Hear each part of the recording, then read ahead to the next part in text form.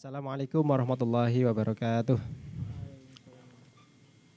Alhamdulillahilladzi arsala rasulahu bil huda wa dinil haq liyudhhirahu ala dini kullihi wa kafa billahi syahida.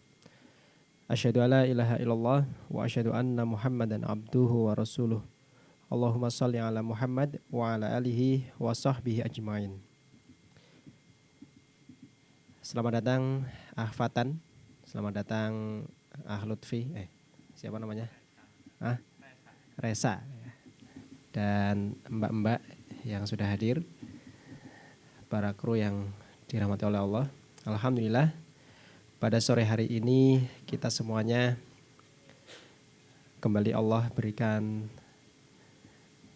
pertolongan untuk meriung kembali, berkumpul bersama, melengkapi dan memperkuat perbekalan dalam perjalanan meniti jalan kebenaran. Ketika jalan-jalan kita, ketika aktivitas kita selalu mengarah pada taqarrub ilallah, mendekatkan diri pada Allah, untuk senantiasa meningkatkan ketakwaan padanya, insya Allah ya, kita tergolong mudah-mudahan termasuk orang-orang yang Allah sayangi dan Allah kasihi. Oleh karena itu marilah kita bersyukur kepada Allah dengan memperbanyak memuji Allah. Alhamdulillah. Salawat serta salam kepada baginda Nabi Muhammad sallallahu alaihi wasallam. Marilah kita lantunkan setiap saat ya.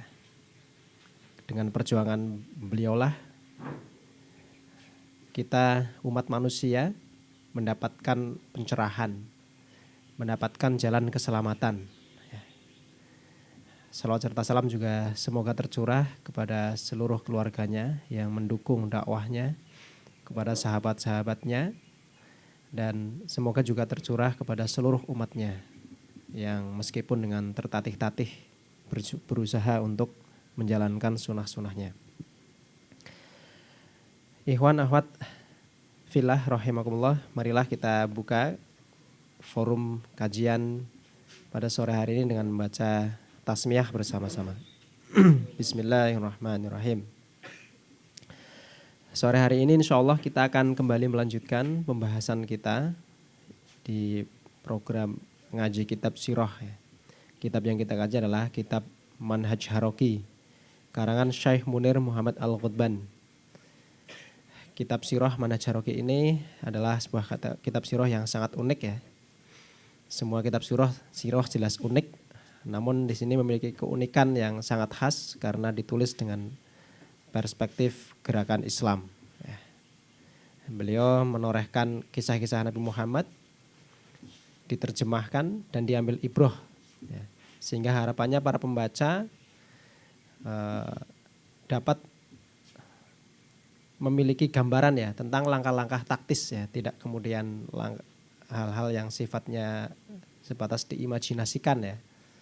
Tapi sepertinya Syekh Munir Muhammad Al-Ghudban mengajak kita untuk melihat bahwa Rasulullah itu manusia biasa. Keberhasilan dakwah yang sampai hari ini bisa kita rasakan ya, juga merupakan langkah-langkah manusiawi ya. Langkah-langkah manusiawi dan sangat realistis untuk ditiru oleh umat Islam ya di sepanjang zaman. Artinya sahabat-sahabat sekalian, jika kita meniru langkah-langkah Nabi, ya, menerjemahkan langkah-langkah Nabi di setiap waktu, di setiap tempat ya, memungkinkan kita menjadi bagian dari tegaknya marwah Islam, ya, tegaknya peradaban Islam. Sebaliknya, bila kita justru mengambil inspirasi dari selain Nabi, ya, selain generasi terbaik, sepertinya itu bukanlah pilihan yang tepat ya. Malah justru akan semakin menjerumuskan umat Islam ke dalam langkah-langkah pihak-pihak yang tidak menyukai kejayaan Islam. Sahabat-sahabat sekalian, sore hari ini kita masuki episode yang ke-28 ya. Kita masuki bab ketiga atau fase ketiga, dan sore hari ini kita membahas karakteristik yang keenam, ya Ustaz ya. Itu yang sebelumnya kita membahas tentang bagaimana Nabi ya, dengan perilakunya, dengan akhlaknya, dengan kepiawaian strateginya ya, mampu melakukan ekspansi di tengah himpitan tekanan dari pihak kafir Quraisy. Nah, hari ini seperti apa pembahasan kita? Mudah-mudahan kita bisa mengambil ibrohnya. Waktu sepenuhnya kita serahkan kepada Ustadz Evan. Silakan maju ke depan lagi aja. Nanti biasanya menjelang jam 5 teman-teman mulai berdatangan ya yang bisa hadir. Yang akhwat juga bisa menempati kursi yang depan ya. Sehingga nanti yang di belakang bisa menyelesaikan di belakangnya. Silakan Ustadz, kita lanjutkan kajian bersama-sama. Baik, jazakumullah khairan. Bismillahirrahmanirrahim. Assalamualaikum warahmatullahi wabarakatuh.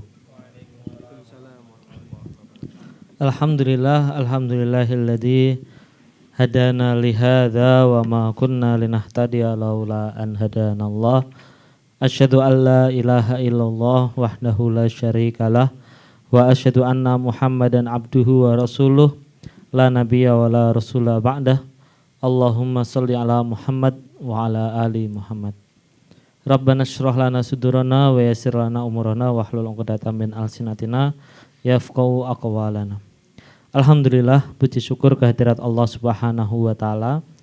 Di sore hari yang berbahagia ini kita kembali dipertemukan oleh Allah Subhanahu wa taala untuk kembali melanjutkan ngaji kita, belajar kita.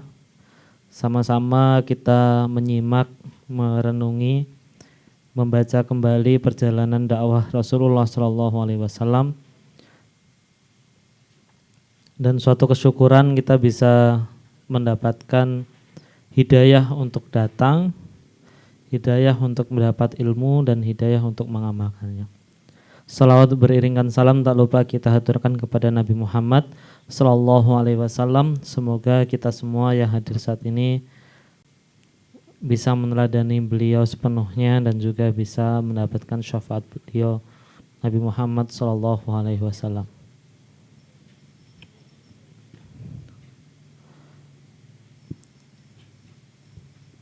Kita masih di kitab yang sama, yaitu Al-Manhaj Al-Haraki yang disusun oleh Syekh Munir Muhammad Al-Ghutban. Dan kita memasuki fase ketiga di dalam kitab ini, yaitu Qiyamud Daulah, berkaitan dengan penegakan pendirian suatu daulah, suatu negara. Ini memang secara sederhana bisa diartikan sebagai pendirian suatu negara, dan ini memang penting kaitannya dalam perjuangan suatu dakwah, mendirikan satu sistem yang menyeluruh yang bisa menerapkan nilai-nilai Islam sepenuhnya. Memang keinginan kita semua demikian, ya, keinginan kita semua demikian. Kita menginginkan nilai-nilai yang Islam yang bisa diterapkan di mana saja, bahkan untuk semua aspek kehidupan. Ya, aspek pendidikan, aspek ekonomi, termasuk pemerintahan dan seterusnya. Namun sekali lagi ya, tolong jangan dipotong videonya, nanti berbahaya.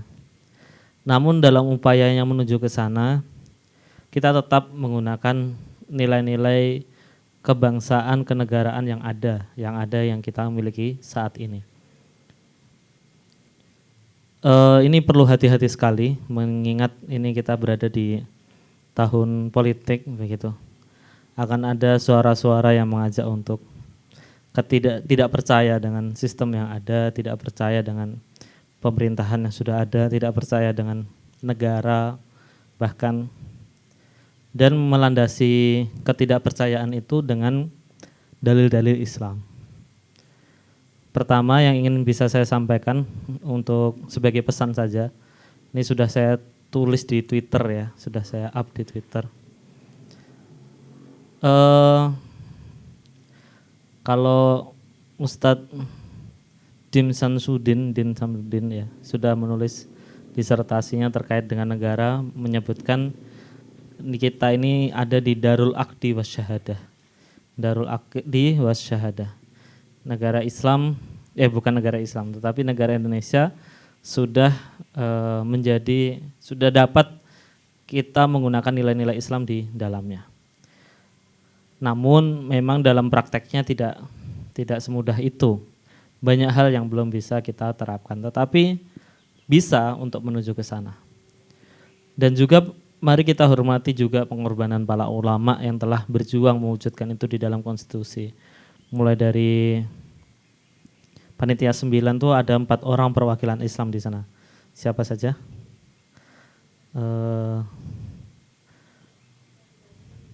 Wahid Hashim yang jelas ya, Wahid Hashim.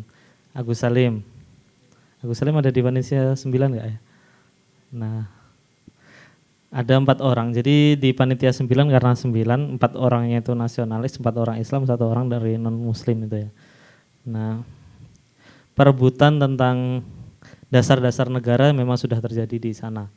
Tetapi perlu diketahui bahwa mereka sudah berjuang dan sudah sampai di titik itu, maka kalau ada satu kisah yang ditulis oleh Ki Bagus ya, Hadikusumo, itu memang cukup rigid tentang perubahan sila pertama itu.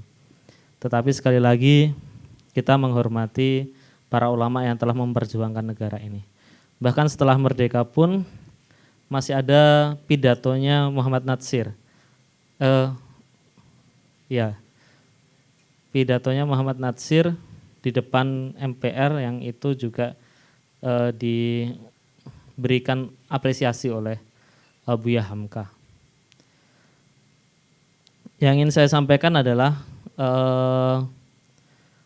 pertama bahwa untuk mewujudkan nilai-nilai Islam itu dapat diterapkan di seluruh aspek kehidupan, maka harus banyak hal yang kita lakukan. Kita tidak bisa diam saja. Maka salah satunya adalah terlibat dengan semua aspek kehidupan tadi. Ya, tidak memilih untuk abstain, tidak memilih untuk diam, tidak memilih untuk ragu-ragu bahkan. Kedua, memang banyak sistem di sekitar kita yang bukan sistem Islam. Ya, banyak di sekitar kita yang memang sistemnya bukan sistem Islam. Contohnya apa? Tidak hanya pemerintahan ya, demokrasi memang salah satu bukan didasarkan pada sistem Islam. Tetapi banyak juga yang lain apa? Sistem informasi, media sosial itu sistem juga. Ya. Apakah ketika kita tidak sepakat untuk meninggalkan sistem demokrasi, tapi kita tetap terlibat di dalam sistem informasi gitu ya. Kita memilih untuk udah keluar aja dari sistem demokrasi, kita tidak memilih golput, diam saja gitu. Akhirnya, tapi dia tetap punya akun Facebook, punya akun Instagram, nah, punya Twitter, disuarakan lagi. Kan sistem demokrasi tidak berdasarkan nilai-nilai Islam gitu. Nah sama Facebook, Instagram juga ya, dia juga malah mendukung LGBT. Nah maka hati-hati dalam mengambil keputusan. Kemudian yang kedua adalah di dalam prinsip kita itu adalah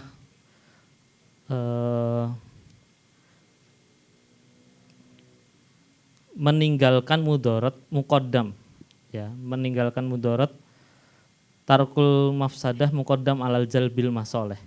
Meninggalkan mudarat itu lebih didahulukan daripada mengambil maslahat. Kita ingin mendapatkan maslahat nilai-nilai Islam yang bisa diterapkan di mana saja. Tetapi kalau kita meninggalkannya, mudaratnya akan ada. Ustadz Hamid Fahmi Zarkasi menyampaikan, jika kita berhenti untuk memilih, maka orang-orang jahat yang akan memilih, koruptor akan terlibat, ya. Siapapun pencuri bahkan akan terlibat, orang-orang yang suka mabuk-mabukan, bermaksiat akan terlibat. Sedangkan kita memilih untuk diam saja. Kita menunggu mudarat itu datang kepada kita. Maka sekedar ini yang saya sampaikan di Twitter ya, harapannya tidak. Dan saya melihat perdebatan ini terjadi beberapa ruangan. Nah, maka dari itu kita sekedar menyampaikan pandangan. Qiyamud Daulah yang dimaksudkan oleh Rasul di dalam kitab ini adalah apa yang dilakukan Rasulullah SAW dalam rangka menegakkan dakwah. Ya, sekali lagi ini memang cita-cita tertinggi kita, tetapi ada cara-cara yang memang kita usahakan. Kita kembali terlebih dahulu ketika awal mula kenapa kita bisa sampai di sini. Kita mendapati Rasulullah SAW berdakwah di Mekah di bawah perlindungan Abu Thalib dan juga dukungan Khadijah radhiyallahu anha. Kemudian Khadijah meninggal dan Abu Thalib pun juga meninggal. Artinya perlindungan itu tidak ada dan dukungan pun berkurang. Masih ada para sahabat yang mendukung, tetapi terjadi stagnasi di sana. Mengingat para orang-orang Quraisy sudah mulai berani untuk mengganggu Rasulullah SAW dan sahabat. Momentumnya adalah itu. Kemudian Rasulullah SAW tidak merubah sepenuhnya, hanya orientasinya juga tetap pilihan yang prioritas yang didakwahi itu berbeda. Jika dahulu Rasulullah mengajak siapapun, kali ini setelah meninggalnya Abu Thalib dan Khadijah disampaikan oleh Ibnu Ishaq dan juga Syekh Munir Muhammad Al-Ghotban, ya Rasulullah mendatangi kabilah-kabilah. Kemarin kita sudah sampaikan. Rasulullah SAW masih berdakwah seperti biasa. Ini terjadi di tahun ke-10 kenabian, tahun 11 kenabian. Menemui kabilah-kabilah, kemudian Rasulullah didatangi oleh 6 orang Bani Khosraj, bertemu dengan 6 orang Bani Khosraj. Bani Khosraj ini adalah mereka yang tinggal di Yastrib pada waktu itu namanya ya. Namun pada saat ini mari kita untuk tidak menyebutkan Yastrib ya, kita mengucapkannya dengan Madinah. Rasulullah SAW bertemu dengan mereka, bercakap-cakap dan mengajak mereka untuk masuk Islam. Ternyata Bani Khosraj ini punya interaksi dengan orang-orang Yahudi. Orang-orang Yahudi adalah mereka yang sebelumnya membawa risalah kenabian itu, yaitu dari Nabi Musa dan seterusnya. Maka mereka mengenal tentu siapa Allah Subhanahu wa taala, kemudian tidak menyekutukannya dan seterusnya. Nilai-nilai itu terdengar oleh orang-orang Bani Khosraj, termasuk risalah kenabian yang akan datang di antara orang-orang Yahudi. Orang-orang Yahudi percaya bahwa akan ada nabi yang datang setelah mereka. Maka Bani Khosraj mendengar Rasulullah SAW mengatakan, sepertinya ini nabi yang dikatakan oleh orang-orang Yahudi di tempat kita. Maka mari kita beriman kepadanya terlebih dahulu sebelum orang-orang Yahudi itu beriman kepadanya. Tetapi motifnya bukan sekedar motif dulu-duluan ya, tetapi juga ingin mempersatukan. Bukan dulu-duluan kemudian berantem dengan orang Yahudi, tidak. Tetapi motifnya adalah bersatu.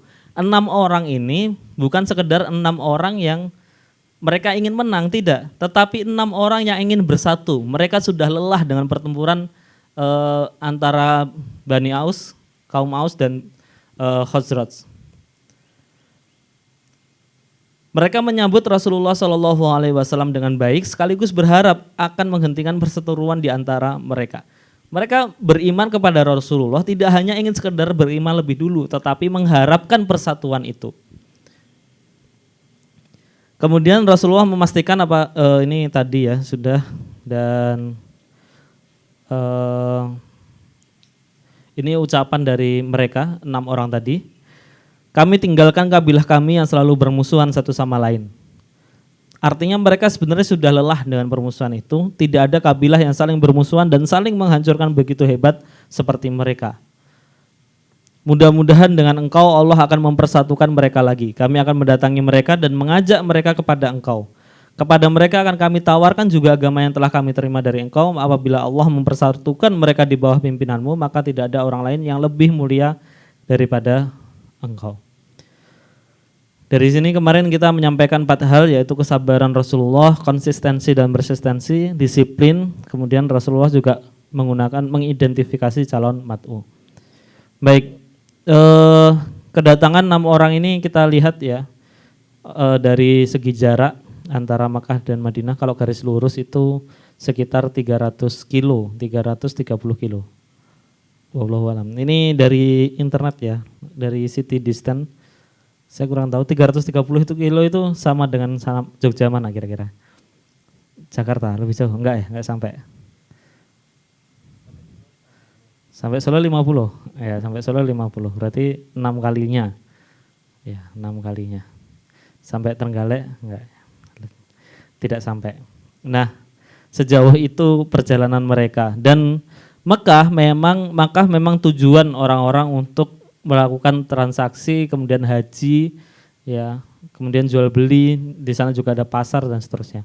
Perjalanan mereka biasanya dimulai dari selatan, kemudian ke Mekah, kemudian ke utara lagi Madinah. Maka masih ingat kok masih ingat ya? Belum ya? Ketika besok ya Abu Lahab itu mendatangi Madinah, nah itu ketika orang-orang itu setelah selesai bertransaksi dari Mekah. Ya, mereka ke pasar, kemudian ke Mekah, kemudian jual beli, kemudian langsung ke Madinah. Ditanya sama Rasulullah, apakah kalian melewati Mekah dan seterusnya. Nah ini jarak Mekah dan Madinah satu garis lurus. Ya rutenya tentu nggak lurus banget. Kemudian kita memasuki karakteristik ke-6. Dari 6 orang tadi, Bani Khosraj, mereka kembali ke Yathrib, ke Madinah. Mereka mengatakan dengan jelas bahwa kita akan serukan agama engkau kepada orang-orang kami, kepada Bani Aus dan Bani Khosraj. Mereka mulai menyebarkan berita tentang Rasulullah SAW sehingga rumah-rumah tidak pernah sepi dari diskusi tentang Rasulullah SAW. Jadi informasi tentang adanya Nabi setelah nabi-nabi sebelumnya yang disampaikan oleh orang-orang Yahudi itu sampai kepada orang-orang Bani Aus dan Bani Khosraj di sana. Artinya diskusi itu ramai di sana. Pada musim haji tahun ke-12, karena tadi itu tahun ke-11 kenabian, tahun berikutnya, jadi ada jarak 1 tahun antara kedatangan 6 orang tadi dengan Baiat Aqobah yang pertama. Terjadilah yang namanya Baiat Aqobah 1. Ya, ini pasca kedatangan 6 orang dari Bani Khosraj ketika tahun ke-11 kenabian. 12 orang. 2 orang dari Bani Aus dan 10 orang dari Khosraj. Kalau yang sebelumnya adalah 6 orang Khosraj semuanya, sekarang adalah 12 orang. 2 orang dari Bani Aus, 10 orang dari Bani Khosraj. Mereka datang ke Mekah dan membaiat Rasulullah SAW. Membaiat itu nanti dijelaskan juga. Intinya adalah mengikuti Rasulullah SAW. Mereka membaiat Rasulullah sebagaimana baiat kaum wanita. Ya, disebutkan di dalam kitabnya itu baiatun nisa atau baiatnya kaum wanita. Walaupun semuanya laki-laki. Karena baiat ini terjadi sebelum perang diwajibkan atas mereka. Yang mereka katakan adalah mereka berjanji untuk tidak menyekutukan Allah. Allah tusyrika billahi bihi syai'an. Tidak mencuri, Allah nusriku wala nusnia, dan tidak berzina, tidak mengubur hidup-hidup anak-anak kami, tidak membuat ucapan dusta baik terbuka ataupun sembunyi-sembunyi, dan tidak durhaka kepada Rasulullah SAW. Kemudian setelah mereka berbaiat, Rasulullah mengatakan, jika kalian tidak melanggar baiat kalian, niscaya kalian masuk surga. Jika kalian melanggar salah satunya, urusan kalian terserah kepada Allah Subhanahu wa Ta'ala. Jika Allah berkehendak, maka Dia akan mengazab kalian, dan jika tidak, maka Dia akan mengampuni kalian. Jadi baiat itu terjadi, mereka berjanji, kemudian Rasulullah menyampaikan ini. Tidak hanya itu, Rasulullah juga mengutus satu utusan untuk pulang bersama mereka ke Madinah, yaitu bernama Mus'ab bin Umair, yang membersamai kepulangan 12 utusan ini ke Yathrib dan tinggal di sana juga. Jadi tidak sekedar nganter ke Yathrib, tetapi Mus'ab bin Umair juga nanti tinggal di sana.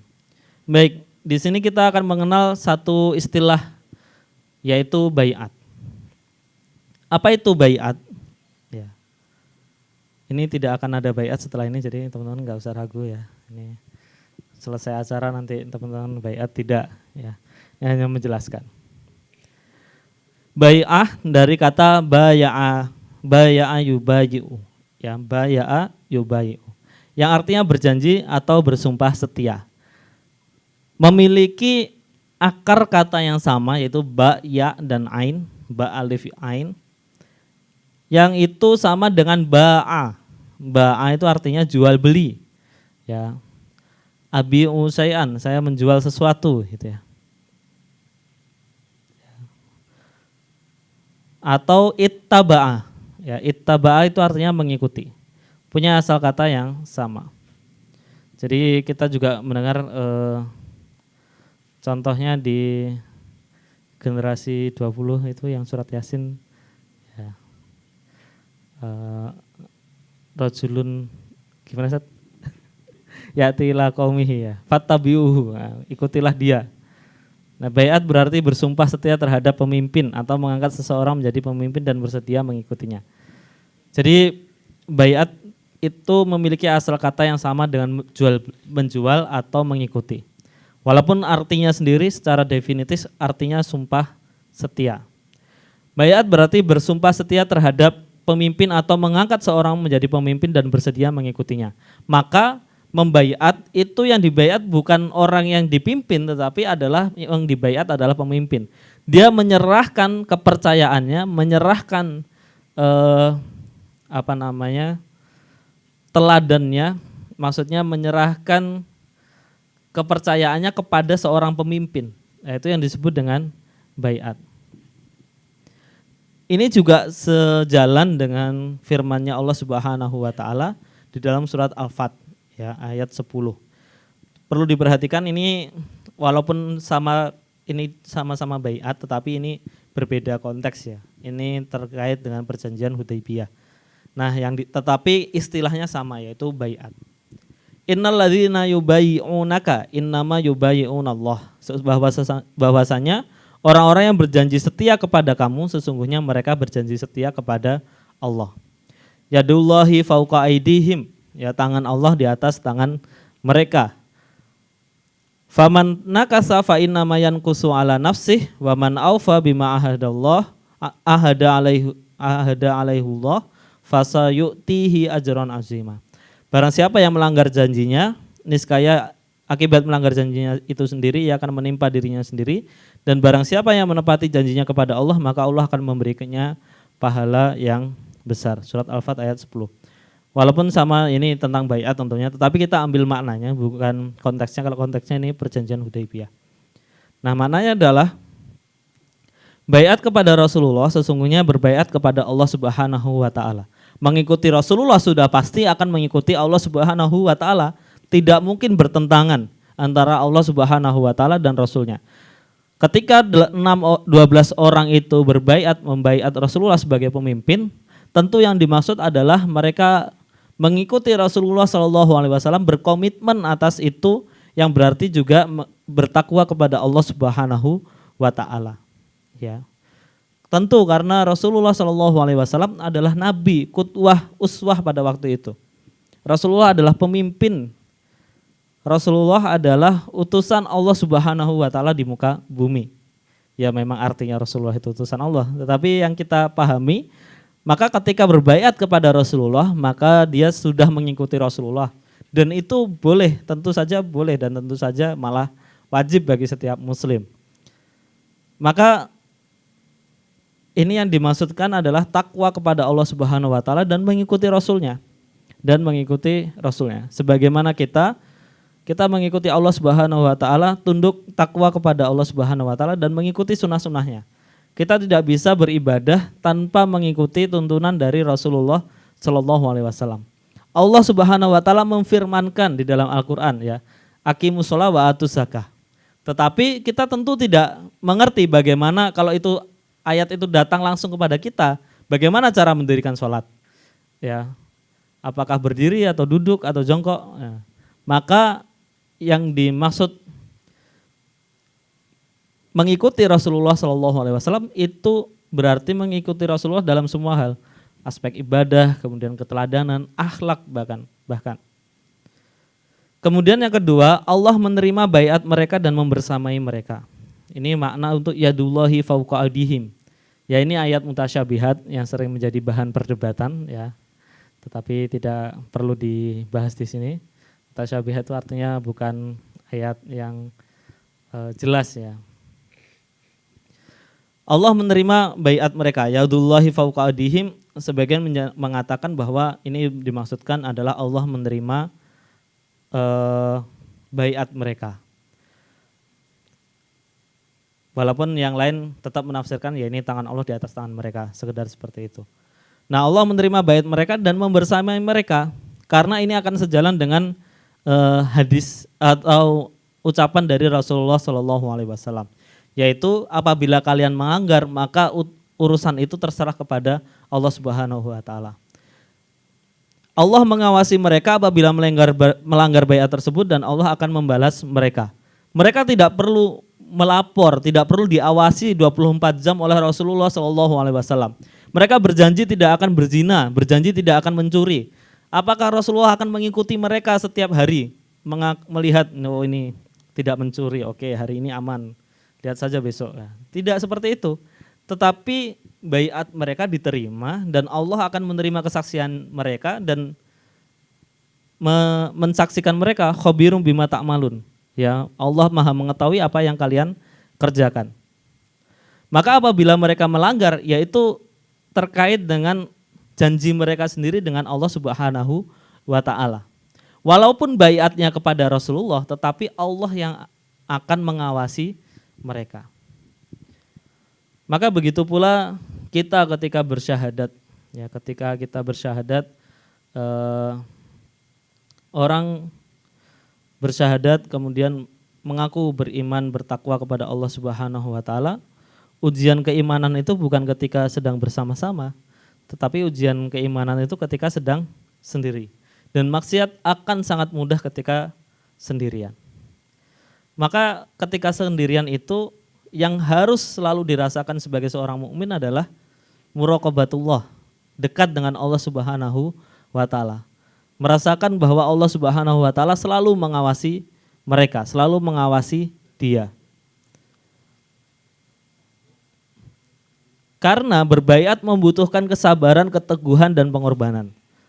Mereka mengatakan mereka tidak akan berzina, mencuri, musyrik kepada Allah, tidak akan musyrik kepada Allah, berzina, mencuri, kemudian tidak akan apalagi berkata dusta dalam sembunyi dan terang-terangan, tidak akan mengingkari Rasulullah Shallallahu Alaihi Wasallam. Ya, tidak akan mengingkari Rasulullah Shallallahu Alaihi Wasallam dalam kebaikan. Dan itu membutuhkan kesabaran, keteguhan dan pengorbanan. Wallahu alam bagaimana budaya atau adat mereka pada waktu itu. Apakah memang mencuri atau berzina sudah menjadi kebiasaan? Tapi yang kita tahu tudfinu auladihim ya, dafnul aulad, mengubur anak mereka itu satu budaya. Dan untuk tidak mengikuti itu perlu kesabaran, keteguhan dan pengorbanan. Walaupun sebenarnya melakukan itu juga pengorbanan ya. Merugikan sekali membunuh anak-anaknya sendiri. Maka berbaiat ini membutuhkan kesabaran, keteguhan dan pengorbanan. Dan Allah Subhanahu wa Ta'ala akan memberikan pahala untuk mereka yang menepati baiatnya. Jika mereka berjanji setia kemudian menjalankan kesetiaan itu dengan sepenuh hati, tanpa perlu diawasi oleh Rasulullah Shallallahu Alaihi Wasallam atau bahkan utusannya tadi Mus'ab bin Umair, maka Allah akan memberikannya pahala yang besar. Dari baiat ini, kisah baiat Aqobah ini, kita akan mendapati ada beberapa hal yang kita perlu menjadi poin penting ya, perhatian. Yang ini sudah dibikin poin-poin oleh Syekh Munir Muhammad Al-Ghotban di dalam kitabnya. Yang pertama adalah langkah politik Islam secara keseluruhan terarahkan pada pembinaan internal. Perhatikan, langkah politik diarahkan pada pembinaan internal. Jadi pendidikan itu salah satu upaya politik, salah satu upaya langkah politik Islam.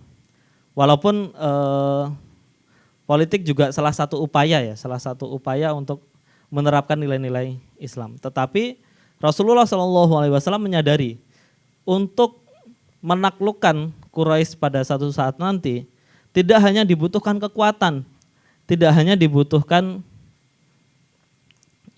jumlah pasukan yang banyak atau semangat yang membara ataupun orang-orang yang kuat, tetapi yang paling penting adalah karakteristik mereka, nilai-nilai keimanan mereka. Maka salah satu yang diupayakan oleh Rasulullah SAW sebelum nanti berhadapan dengan orang-orang kafir Quraisy, yaitu pendidikan, pembinaan akidah.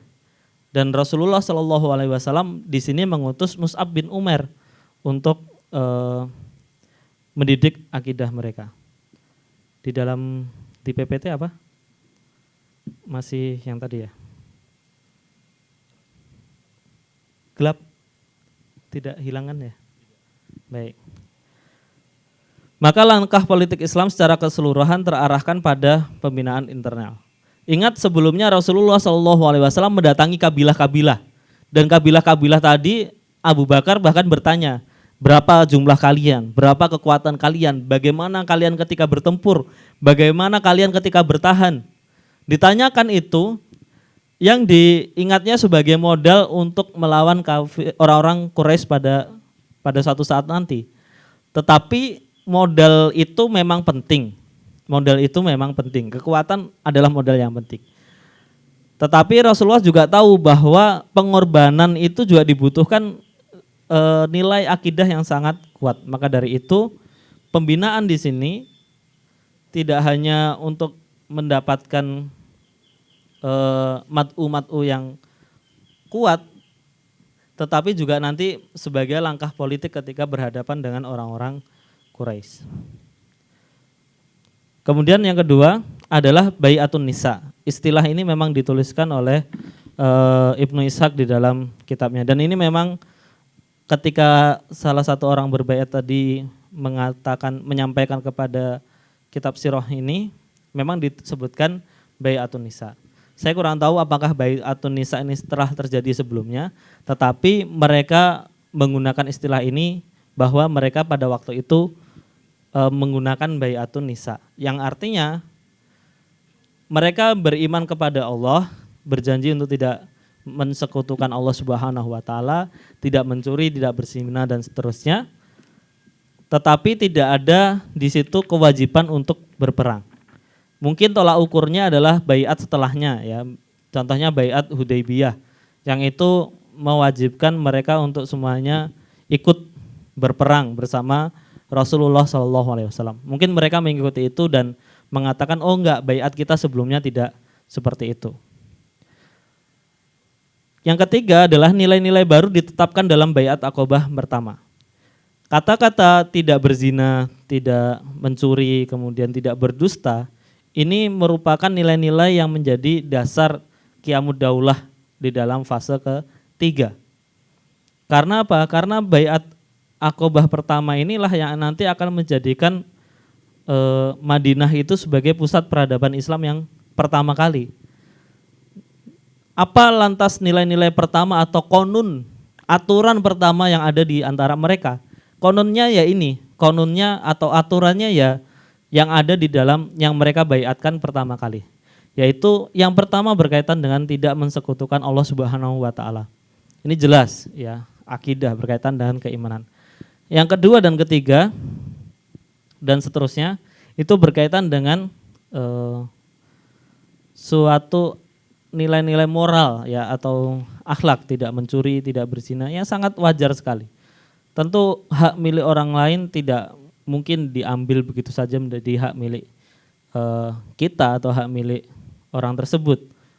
Maka sudah jelas nilai-nilai baru ini ditetapkan sebagai konun yang pertama dalam baiat Aqobah yang pertama. Jadi kalau ditanya apa pertama kali, aturan pertama kali yang menjadi dasar Qiyamud Daulah di Madinah, ya kalau merujuk kepada baiat Aqobah ya konun-konun yang ada di dalam baiat mereka itu. Kemudian yang keempat adalah kehadiran dua orang suku Aus dalam baiat Aqobah 1. Ingat ketika yang pertama kali datang, pertama kali bertemu Rasulullah SAW, ketika Rasulullah mendakwahi kabilah-kabilah, yang mendatangi dan bertemu dengan mereka adalah Rasulullah, dan mereka adalah 6 orang Bani Khosroj, ya, 6 orang Bani Khosroj. Mereka ini selalu bertempur dengan Bani Aus. Mereka ini selalu bertempur, pertempuran terakhir disebut dengan Perang Bu'as, yang pertempuran terakhir dan terbesar Konon katanya seperti itu. Bahkan salah seorang muslim menjadi korban. Ya, kemarin di dalam di riwayat Ibnu Ishaq ada satu orang korban dari perang Buas itu sendiri. Nah, dua suku ini selalu bertempur, bahkan setelah Islam pun, setelah nanti perang Hunain, ya setelah perang Hunain itu nanti akan dibangkitkan lagi tuh permusuhan antara Bani Aus dan Bani, sempat akan bertempur lagi, walaupun akhirnya bisa diredam ya. Tetapi pertempuran antara Bani Aus dan Bani Khosraj ini sudah berlangsung sangat lama dan terjadi di Yastrib. Ketika 6 orang ini memeluk Islam, ternyata Bani Khosraj tidak hanya mendakwahi orang-orang di kalangannya sendiri, tetapi berhasil mengajak 2 orang suku Aus dari Bani Aus. Maka ini suatu ekspansi. Ketika dakwah pertama diterima oleh satu kaum, ternyata diterima oleh kaum yang lain. Artinya bahkan tanpa kehadiran Rasulullah SAW pun dakwah ini bisa berekspansi, bahkan menyentuh kabilah lain yang mereka itu saling berperang sebelumnya. Maka kehadiran 2 orang suku Aus dalam Baiat Aqobah pertama ini adalah satu nilai tersendiri di dalam Islam. Yang kelima, Mus'ab bin Umair ditunjuk sebagai diplomat pertama dalam Islam. Ketika mereka semua masuk Islam, tidak dibiarkan untuk mereka begitu saja. Rasulullah SAW tahu 12 orang ini, kemarin 6, sekarang 12. Berarti Yastrib adalah tempat yang potensial. Tidak mungkin dibiarkan begitu saja. Yang pertama, Rasulullah menerima baiat, menerima keimanan mereka, kemudian mereka kembali ke kaumnya, kembali ke orang-orang Yastrib, ke Madinah. Ternyata tahun berikutnya datang 12 orang. Tentu ini perkembangan ya, berapa persen? 100%. Ya, 2 kali lipat datang. Nah, dengan datangnya 12 orang ini, bahkan 2 orang dari Bani Aus, Rasulullah tidak menganggap, tidak tentu berapapun Rasulullah tidak akan pernah menganggap remeh ya. Tentu setiap orang berkualitas, setiap orang memiliki nilai sendiri di mata Allah Subhanahu wa taala. Maka 12 orang ini jangan dibiarkan pulang sendirian. Oke deh, kayak kemarin aja 6 orang jadi 12 orang, didiamin aja. 12 orang, siapa tahu tahun depan 24 orang. Tidak. Ya Rasulullah 12 orang. Ini berarti di sana potensial.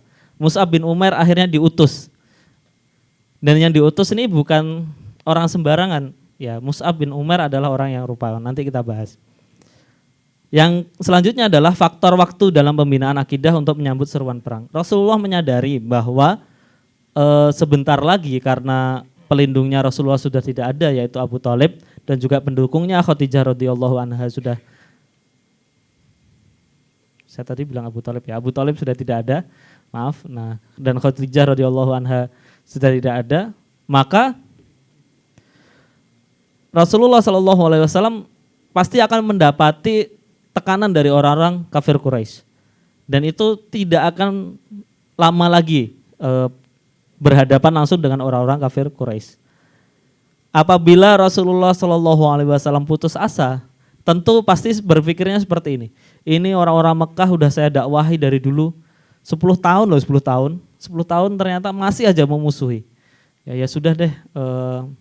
Ini apalagi mereka akhirnya masih berhadapan dengan saya, berhadapan dengan orang-orang Islam. Akhirnya menyerah.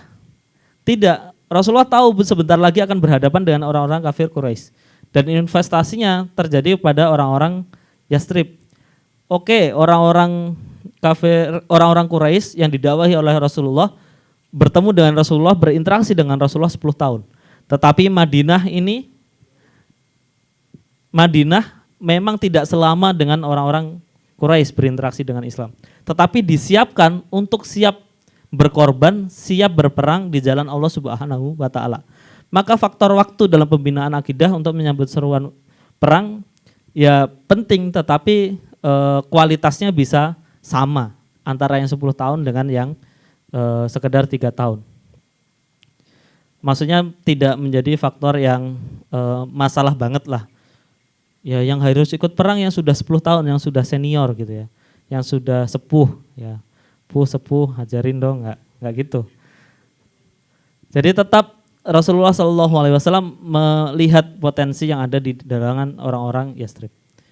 Rasulullah mengutus Mus'ab bin Umair radhiyallahu anhu, seorang sahabat yang sangat yang memiliki kelebihan. Mus'ab bin Umair itu dijuluki Mus'ab al-Khair. Ya, bahkan ini saya pernah dengar ya, tapi saya tadi mencari tapi belum ada. Yaitu Rasulullah Shallallahu Alaihi Wasallam pernah ada para sahabat yang mencari siapa yang orangnya paling mirip dengan Rasulullah ya. Yang ditemukan adalah Mus'ab bin Umair ini. Wallahu a'lam bishawab. Kemudian yang kedua, Mus'ab bin Umair ini merupakan Bani Abdudar dari kalangan Quraisy. Kalau dia bisa berislam dan tidak mendapatkan begitu banyak tekanan, itu berarti dia dari kalangan Quraisy. Walaupun Mus'ab bin Umair juga mendapati tekanan ya dari keluarganya sendiri. Tetapi dia tetap dari kalangan Quraisy, dari kalangan orang berada. Maksudnya memiliki kedudukan di antara orang-orang Quraisy. Mus'ab bin Umair termasuk seorang yang rupawan dan mewah. Ya, saya bingung mencari kata apa yang tepat, tetapi jika dilihat pujian-pujian yang dikatakan kepada Mus'ab bin Umair, itu ganteng, kemudian pakaiannya bagus. Pakaiannya yang bagus, ini apa nih bahasanya ya? Makanya saya gunakan kata mewah aja ya, walaupun beda sepertinya ya. Pakaiannya bagus, branded ya, branded. Wallahu alam branded atau tidak. Kemudian wangi ya, yang disebutkan wangi. Ya, kayak aktivis-aktivis dakwah pada umumnya lah, insya Allah ya, insya Allah. Mus'ab bin Umair masuk Islam pada tahun ketiga kenabian di Darul Arqam. Jadi Mus'ab bin Umair ini masuk Islam ketika usia muda. Ada beberapa perbedaan tentang kapan Mus'ab bin Umair itu lahir, ada yang bilang 594, 598 atau antara itu 595. Tapi yang jelas antara 594 sampai 598. Yang jelas Mus'ab bin Umair ini berislam pada tahun ketiga kenabian dan usianya pada waktu itu masih muda. Masih muda. Mus'ab bin Umair itu yang dikisahkan adalah berdebat dengan ibunya. Ya, ibunya itu menginginkan Mus'ab bin Umair itu tidak masuk Islam. Keluar kamu dari Islam. Tetapi Mus'ab bin Umair tetap mempertahankan keislamannya. Bahkan ibunya Mus'ab bin Umair itu mengancam bunuh diri jika Mus'ab bin Umair tidak segera meninggalkan Islam. Apa yang dikatakan Mus'ab bin Umair? Ya, mau ibu memiliki nyawa berapapun dan bunuh diri lagi, saya tidak akan meninggalkan agama ini. Tentu bukan berarti Mus'ab bin Umair tidak cinta kepada ibunya. Mus'ab bin Umair cinta, tetapi cintanya kepada Allah Subhanahu wa taala dan kepada Rasulullah SAW lebih besar. Maka Mus'ab bin Umair tetap mempertahankan keislamannya. Karena ucapan itu Mus'ab bin Umair diusir dari keluarganya. Bahkan Mus'ab bin Umair kabur dari keluarganya. Ya, kabur dari keluarganya, meninggalkan semua kemewahan yang dimiliki oleh keluarganya. Ketika Mus'ab bin Umair berangkat menjadi duta Islam pertama, itu bukan Mus'ab bin Umair punya banyak hal, punya pakaian bagus, enggak. Ya, Mus'ab bin Umair dalam keadaan seadanya itu. Dan Mus'ab bin Umair kan meninggal ketika perang Uhud. Ya, ketika perang Uhud. Dalam keadaan itu Mus'ab bin Umair bahkan dikisahkan kain kafannya tidak cukup untuk menutupi badannya Mus'ab bin Umair. Ketika ditutupi kepalanya, kakinya kelihatan. Ketika ditutupi kakinya, kepalanya kelihatan. Beliau adalah orang yang mulia pada sebelum Islam, tetapi tetap mulia di sisi Allah Subhanahu wa taala setelah Islam. Nah, ketika diutus menjadi duta Islam pertama di Madinah, Mus'ab bin Umair bukan menjadi aktivis dakwah gagal. Ya, bukan menjadi aktivis dakwah yang ngerungkat. Beliau sendirian di sana, ya tentu dengan dukungan 12 orang. Tetapi 12 orang ini kan baru masuk Islam. 6 orang pertama oke lah, itu kan 1 tahun baru masuk Islam. Mus'ab bin Umair yang paling senior di sana. Dengan keadaan yang seperti itu, senior sendirian, Mus'ab bin Umair berhasil mengislamkan pimpinan Bani Aus bahkan. Ya, yaitu Sa'ad bin Mu'ad kalau tidak salah namanya. Maka keberhasilan Mus'ab bin Umair ini menjadi titik tolak yang luar biasa dalam kebangkitan Islam. Artinya Madinah bisa menyambut Rasulullah SAW dengan tolak al-Badru, itu mungkin upaya yang besar yang dilakukan oleh Mus'ab bin Umair. Wallahu alam apa mungkin yang pernah dilakukan Mus'ab bin Umair di sana. Tetapi keberhasilan itulah yang menjadi cikal bakal Qiyamud Daulah di Madinah. Mus'ab bin Umair mengorbankan banyak hal, bahkan harta, kekayaan, pakaiannya yang bagus itu untuk membela Islam. Jika baiat itu tadi adalah jual beli salah satunya, maka ada kata yang juga sama dengan hal itu. Di dalam surat At-Taubah ayat 111. Innallaha ashtara minal mu'minina anfusahum wa amwaluhum bi anna lahumul jannah. Sesungguhnya Allah telah memberi dari orang-orang mukmin itu diri mereka dan harta mereka dengan memberikan surga untuk mereka. Mereka berperang pada jalan Allah lalu mereka membunuh atau terbunuh. Itu telah menjadi janji yang benar dari Allah Subhanahu wa taala dalam Taurat, Injil dan Quran. Dan siapakah yang lebih menepati janjinya selain daripada Allah Subhanahu wa taala? Maka bergembiralah ya. Fastabshiru bibaiikum. Bergembiralah dengan jual beli yang telah kamu lakukan itu. Dan itulah kemenangan yang besar.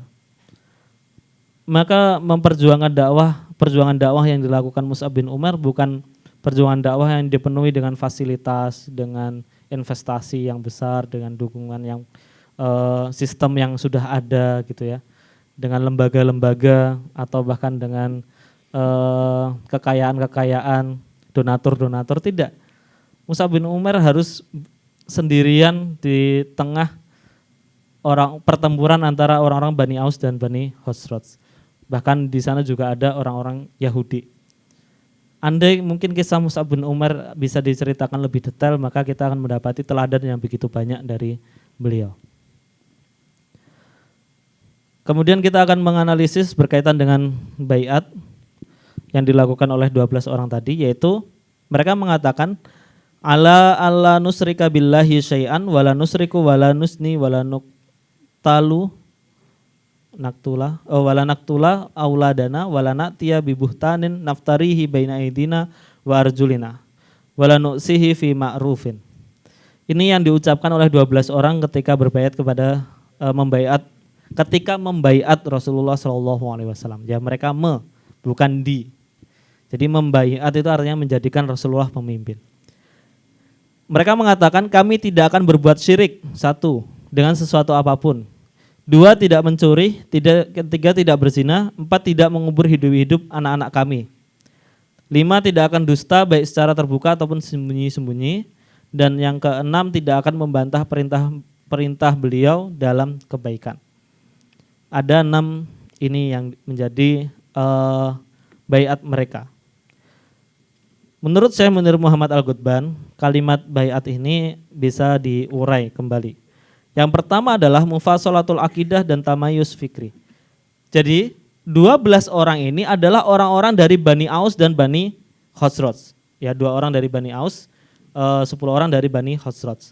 Mereka ini tentu di manapun di kalangan Arab pada waktu itu, setiap orang selalu terikat dengan keluarganya, dengan kabilahnya, dengan baninya. Maka dengan kata-kata ala an la nusrika billahi syai'an, mereka sudah mufassalah akidah. Mereka memisahkan diri dengan baninya, dengan kabilahnya, dan mengatakan mereka adalah bagian dari orang-orang yang tidak menyekutukan Allah Subhanahu wa taala. Mereka berbeda dengan bani mereka siap berbeda dengan kabilah mereka, karena yang jelas mereka tidak akan menyekutukan Allah Subhanahu wa taala. Jadi yang dimaksud mufassalatul akidah adalah mereka memisahkan diri mereka dengan akidah yang berlawanan dengan mereka. Jika kabilahnya masih menyekutukan Allah Subhanahu wa taala, maka mereka berbeda. Mereka memisahkan diri. Dan tamayus fikri. Kemudian yang kedua adalah mufassalah sulukiyah. Suluk itu perilaku. Setelah memisahkan akidah, mereka memisahkan perilaku mereka. Perilaku mereka berbeda dengan bani mereka, dengan kabilah mereka. Jika kabilah mereka masih mencuri, masih berzina, masih mengubur anak-anak mereka, mereka tidak berbuat seperti itu. Yang jelas kami bukan bagian dari bani dan kabilah yang masih menggunakan adat-adat itu. Kami adalah orang-orang Islam, kami adalah orang-orang yang beriman kepada Allah Subhanahu wa taala. Perilaku kami tidak mengubur, tidak mencuri, dan maksudnya tidak mengubur anak-anak kami, tidak mencuri dan tidak berzina. Dan mereka juga tidak berkata dusta. Mufasalah sulukiyah ini akan menjadi penting berkaitan dengan perilaku zohiriyah, perilaku yang terlihat. Keimanan itu sesuatu yang memang tidak terlihat, tetapi akan tercermin dari perilakunya, dari sikapnya. Jika yang pertama mufasalah akidah, yang kedua mufasalah sulukiyah, dan ini penting. Karena perilaku itu juga harus tercermin dari iman yang lurus. Dan yang ketiga adalah wala atau loyalitas. Katakan di sini wala nuksihi fi ma'rufin. Tidak akan bermaksiat atau tidak akan membantah perintah Allah, tidak membantah perintah beliau. Yang dimaksud hi di sini adalah Rasulullah SAW. Tidak akan membantah perintah beliau dalam kebaikan. Artinya mereka akan loyal kepada Rasulullah SAW. Wala. Al-wala wal baro. Nah, wala itu sejak awal adalah konsep akidah. Ya, wala sejak awal konsep akidah. Loyalitas kita yang paling tinggi adalah loyalitas kepada Allah Subhanahu wa taala dan Rasulnya. Walaupun nanti ketika turun menjadi kelompok-kelompok atau gerakan-gerakan juga ada istilah yang sama, tetapi loyalitas tertinggi tetap kepada Allah Subhanahu wa taala dan Rasulnya. Jika loyalitas kepada kelompok tetapi kelompok itu tidak loyal kepada Allah Subhanahu wa taala dan Rasulnya, maka tinggalkan. Harus yang pertama adalah wala kepada Allah Subhanahu wa taala dan Rasulnya, dan itu bisa dilihat. Makanya ketika di dalam kitab Kaifa Yubarmijul Quranul Hayah, di dalam kitab itu yang ditulis oleh Syekh Abdul Majid Ali Al-Ghaili itu dikatakan di dalamnya ada yang namanya perantara. Tukjan itu salah satunya wasilah ya, perantara. Maksudnya apa? Misalnya kita memahami agama dari ustadz gitu. Tetapi ustadz tidak mencerminkan atau tidak berasal dari Allah Subhanahu wa taala dan Rasulnya, tidak berdasar dari Al-Qur'an dan As-Sunnah. Maka artinya loyalitas kepada ustadz itu tidak berdasarkan kepada loyalitas kepada Allah Subhanahu wa taala dan Rasulnya. Dan tugas akal, pertanyaan Allah Subhanahu wa taala afala ta'qilun, afala tatafakkarun, itu fungsinya adalah agar akal kita itu berinteraksi langsung dengan Al-Qur'an dan Sunnah. Kita bisa belajar sendiri dan kita bisa membandingkan. Kita bisa melogikakan sendiri. Apakah apa yang saya ikuti ini sesuai dengan perintah Allah Subhanahu wa taala dan Rasulnya. Kalau mau mengikuti ustaznya terus ya, tetapi teman-teman harus menjamin apakah ia berdasarkan Al-Qur'an dan Sunnah. Nah, wala tertinggi sejak awal bahkan dipelajari memang di dalam kitab akidah itu adalah al-wala wal bara. Memang sejak awal itu adalah konsep akidah.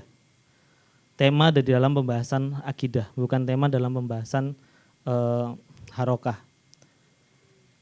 Kemudian yang keempat adalah waskat ya, waskat. Ini istilah di manajemen.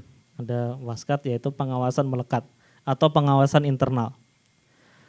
Allah Subhanahu wa taala, Rasulullah SAW tidak akan mengawasi mereka selama 24 jam terus-menerus. Rasulullah SAW juga manusia, bukan malaikat. Ya, tentu Rasulullah mendapatkan wahyu dari Allah Subhanahu wa taala. Nah, ketika mereka berjanji tidak syirik, tidak mencuri, tidak berzina, baiat itu kan harus dibuktikan dengan perilaku. Nah, perilaku itu bagaimana mengetahuinya sedangkan Rasulullah tidak membersami mereka. Maka baiat mereka sebagaimana di dalam Al-Qur'an tadi, di dalam surat Al-Fat tadi, baiat mereka selain ditujukan pada Rasulullah, memang baiat mereka diterima oleh Allah Subhanahu wa taala. Dan Allah Subhanahu wa taala langsung yang akan mengawasi mereka dan Allah yang akan tahu bagaimana perbuatan mereka. Maka sebaiknya mereka mengawasi diri mereka sendiri. Maka dikatakan jawaban Rasulullah SAW, jika kalian melanggar baiat kalian sendiri, maka itu urusan Allah dan terserah apa yang Allah akan lakukan kepada kalian. Kalau Allah mengampuni kalian, maka kalian ya diampuni. Tapi jika kalian melanggar dan tidak diampuni, maka azab akan terjadi atas kalian. pengawasan pada diri sendiri. Di zaman Rasulullah SAW saja sudah disampaikan seperti ini, apalagi kita. Ya, kita perlu sekali setiap hari muhasabah diri. Sudahkah kita berbuat sesuatu yang tentu tidak sesuai dengan iman kita, syahadat kita kepada Allah Subhanahu wa taala. Dan sudahkah itu kita mintakan ampunan kepada Allah Subhanahu wa taala. Pengawasan melekat pada diri sendiri. Dan yang terakhir adalah pembinaan melalui qudwah. Rasulullah SAW menyadari bahwa ketika mereka beriman kepada Allah Subhanahu wa taala dan mereka mengikuti Rasulullah SAW, mereka tetapi ada jarak, yaitu 300 km tadi. Tentu tidak bisa melihat Rasulullah secara langsung, apalagi komunikasi dengan cepat. Maka perlu ada qudwah, perlu ada teladan. Dan teladan itu harus diberikan, harus melalui utusan yang memang sudah terjamin perilakunya, akhlaknya, sopan santunnya. Tidak hanya qudwah, tapi sekaligus dia bisa melakukan ekspansi dakwah. Bayangkan betapa besar tugas Mus'ab bin Umair pada waktu itu. Dia harus menjadi contoh di antara 12 orang, bahkan 12 orang tadi, bahkan kalau sama 6 orang yang pertama mungkin 18 orang. Sekaligus dia harus mengajak lebih banyak orang. Ya, mengajak lebih banyak orang. Maka Mus'ab bin Umair ini adalah qudwah bagi, teladan bagi orang-orang di Yasrib pada waktu itu.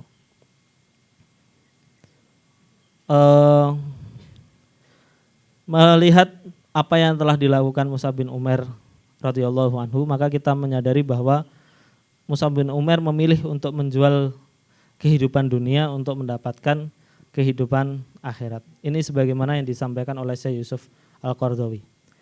Yaitu beliau mengatakan yuridul islamu minan nasi alla yaqifu inda haddit tamatu bi thayyibatil hayah. Islam menginginkan manusia agar tidak berhenti pada batas menikmati kehidupan dunia dan syahwatnya. Kalau mau enak-enakan, ya Mus'ab bin Umair tentu saja bisa memilih hidup enak ya, memilih hidup enak dengan dengan kemewahannya, dengan kedudukannya, dengan kegantengannya dia, ya kan, good looking mendapatkan good life, ya enggak, katanya gitu. Nah, influencer pasti good looking, enggak juga ya, enggak juga. Tetapi pada umumnya kan begitu. Tetapi Mus'ab bin Umair tidak memilih untuk berhenti menikmati kehidupan dunia. Ila yakifu indah hadid tamatu bitayyibatil hayah. Tidak berhenti pada batas menikmati kehidupan dunia dan syahwatnya. Karena apa? Inna dunya khuliqat linnas. Memang dunia itu diciptakan untuk manusia. Walakinnan nas lam yukhlaqu lid dunya. Dunia itu diciptakan untuk manusia, tetapi manusia itu tidak diciptakan untuk dunia. Manusia itu diciptakan untuk Allah Subhanahu wa taala dan akhirat. Untuk sesuatu yang lebih abadi kelak. Memang dengan berbagai keadaan di dunia ini, pohon-pohon, kemudian sumber daya alam, sumber daya manusia, ya keindahan-keindahan dunia, oksigen dan seterusnya, semuanya sangat bisa dinikmati. Tetapi bukan untuk ini kita diciptakan. Kita diciptakan tidak untuk menikmati ini terus. Tetapi justru kita diciptakan untuk menikmati hal yang lebih panjang kelak, yaitu di akhirat kelak. Mereka ini diciptakan untuk manusia, tetapi manusia tidak diciptakan untuk dunia. Manusia diciptakan untuk akhirat. Mungkin itu yang bisa saya sampaikan. Mohon maaf jika ada kekurangan dan kesalahan. Semoga masih bisa menyempatkan untuk ustadz-ustadz yang lain. Wallahu a'lam bishawab. Terima kasih. Wassalamualaikum warahmatullahi wabarakatuh. Masya Allah ya, betapa detail Syekh Munir Muhammad Al-Ghutban mengulik ya, membedah peristiwa Baiat Aqobah pertama.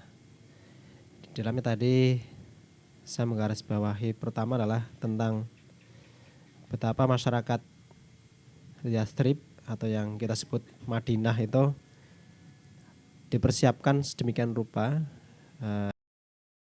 dengan proses edukasi ya, dengan proses pendidikan atau tarbiyah yang sangat kuat oleh Mus'ab bin Umair, sehingga kekuatan edukasi tarbiyah terhadap penduduk Yathrib inilah yang kemudian melahirkan semangat yang menggebu-gebu untuk masyarakat Madinah segera mengangkat Rasulullah menjadi pimpinan mereka.